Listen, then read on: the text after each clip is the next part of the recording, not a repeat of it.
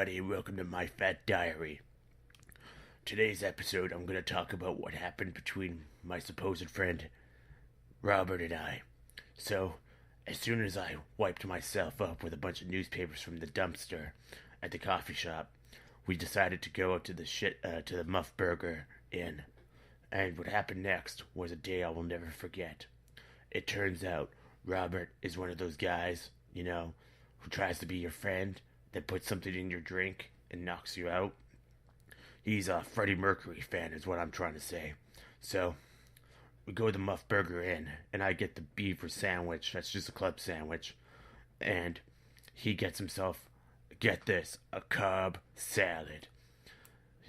Then we also ordered drinks too, and he ordered himself a pitcher of beer, and I ordered myself a Shirley Temple because I'm trying to watch my figure over here. So, as I said, I gotta go to the bathroom. I gotta clean my cheeks up because they're just coated in shit. He takes one look at me and he says, go ahead. And so I do.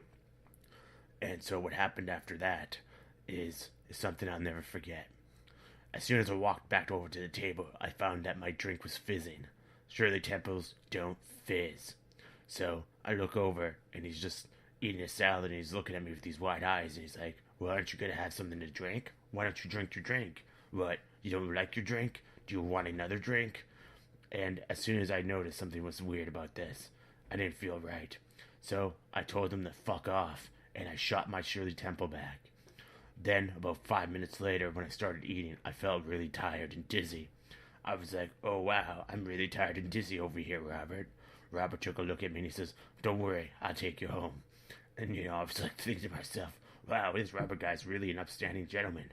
And so, as soon as he started taking me home, he paid for the bill, and I got back into his car. And then we started driving, and I was like, hey, Robert, this isn't the way home. And Robert was like, there's no tears anymore, only dreams, okay? And I was like, oh, okay. And then another 5 minutes later, I fell asleep. When I came to, I was in the middle of some park, sprawled out on a park bench, with my ass in the air. My shitty shorts hung hanging up on a tree, and my ass was bleeding. I was like, what the fuck just happened, everybody? And, it wouldn't be so bad, but there was a kid's birthday party taking place about 50 feet away from me.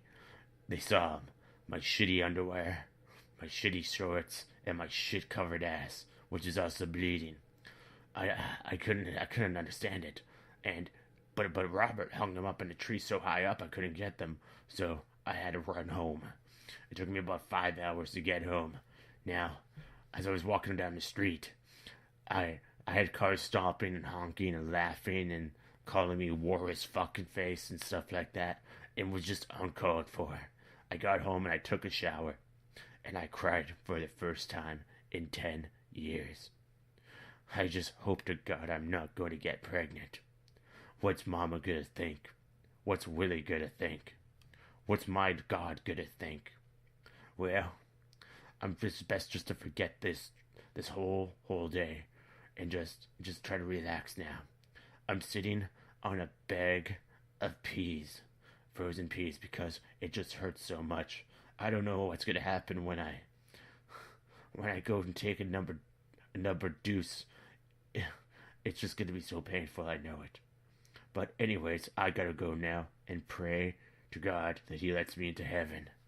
So, be careful with those people you meet on the internet, okay? I gotta go now.